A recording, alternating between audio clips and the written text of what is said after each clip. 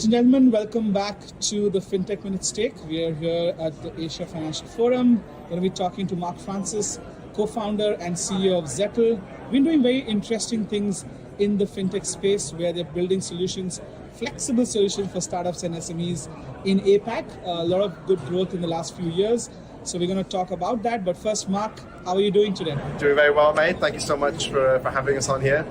Look, it's been a pretty good event so far. I think that there's been a pretty good audience. I think yesterday we also interviewed on TV, which is great. So look, after 3 years of being locked down, it's nice to actually just have events again, right? And sort of get that energy back in Hong Kong.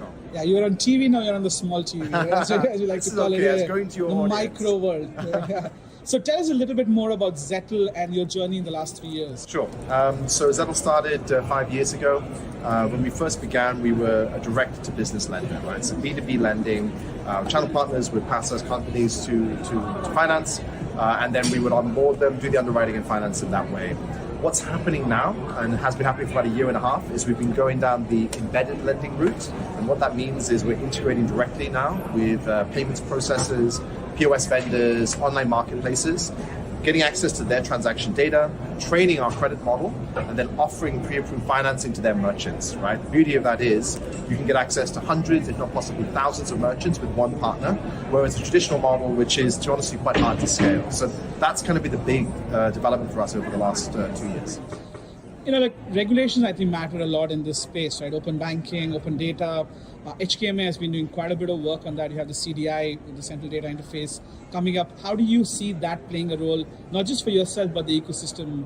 Yeah, so look, I mean, in Hong Kong, we come under the Moneylenders Ordinance here. Singapore, it's actually an exempt activity, B2B financing. Australia is also the same. In the Philippines, we actually have a banking license that we use to lend compliantly.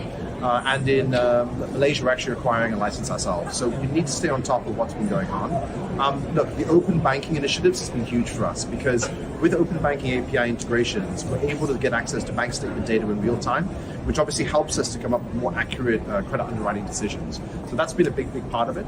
And I think the other thing is more the technology developments that have followed on from that.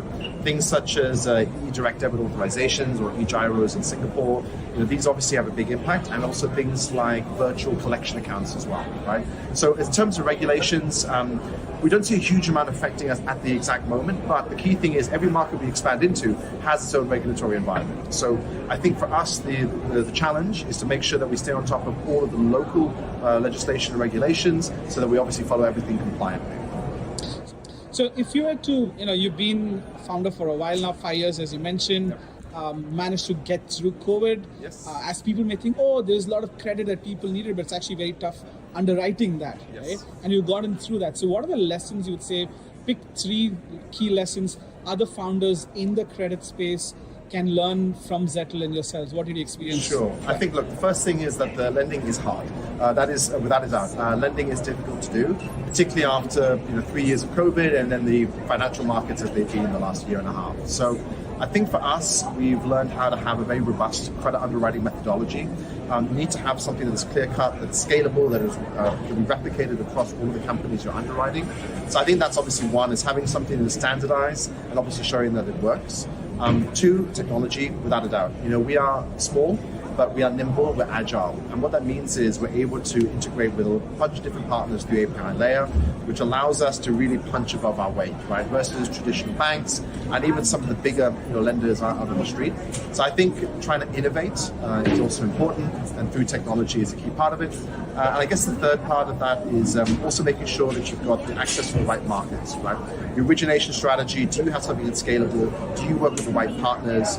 Because there's a couple of other lenders that have had access, and it's a lot of successful fundraising, but then the issue is deploying that, right? And actually being able to deploy those funds. So we've kind of always had a lot of origination. It's the right problem to have, is like too much demand and then trying to fix the supply, the financing side of it. So I would say make sure that you've got a very clear origination funnel so that as you are fundraising through your journey, there's no issues in deploying and scaling your business. So the last question is, what can we expect from Zetl for 2024? Sure. So we've got these embedded pilots up and running now in Hong Kong, one in Malaysia going live, there should be one in the Philippines next month. We're currently in early stages with companies in Australia and more in Hong Kong and Singapore. Expect to see Zetl partnering with more of these payments processors and POS vendors over the next few months. And then also the plan is by the end of the year that we're going to be live in Japan and possibly also Thailand and Vietnam. So the idea is we'll be a true regional player. Beauty is you don't have to localize, right? The localization is done by the partner. They're the ones that have the UI design for those partners. For us, it's about integrating with them on the back end. So actually it allows you to scale regionally much quicker, which as we all know in Asia, is very different to Europe and the US where there's one big homogenized market. It doesn't work that way in Asia. So I think that's sort of where you should expect to see us. So yeah, hopefully you'll be seeing the Zetl name more commonly over the next few months. I'm sure we will, and I look forward to seeing the progress in this year. Thanks again for speaking to us, and stay in touch. Thanks for your time, mate.